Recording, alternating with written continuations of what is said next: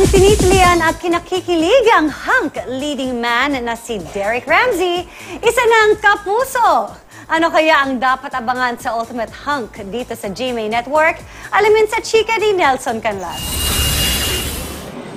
Maugong na noong nakaraang taon. Ngayon, garantisado ng kapuso ang Ultimate Hunk na si Derek Ramsey.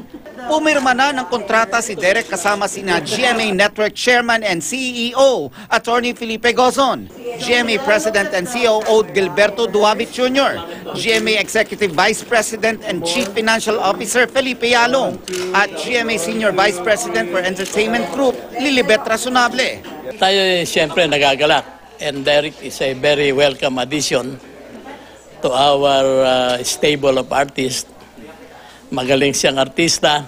We just wanted to make sure that everything is ironed out with Derek and that yun na nga, para meron na ring project by the time he transfers. So, ayun, inayos lang pero kumbaga ito at least final na. It's been a secret for so long.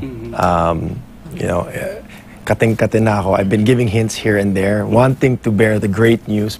Bukod sa pagiging isa sa kinikilalang celebrity hunk at athlete, hindi maikakailang accomplished actor si Derek.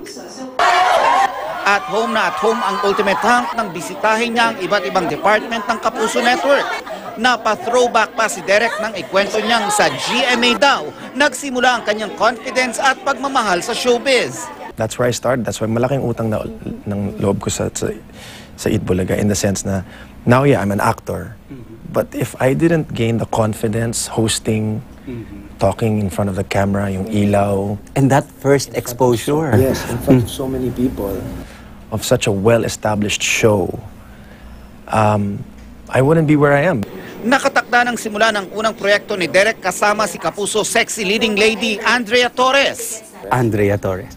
Pero teka, this is sexy and sexy. Anong nangyayari dito? Andrea, sorry, I stalked you. I stalked you on Instagram, of course, did my research. And I was like, wow, okay, I have to bring my A game here, hit the gym, get back, paitim ng konti to get that nice dark color.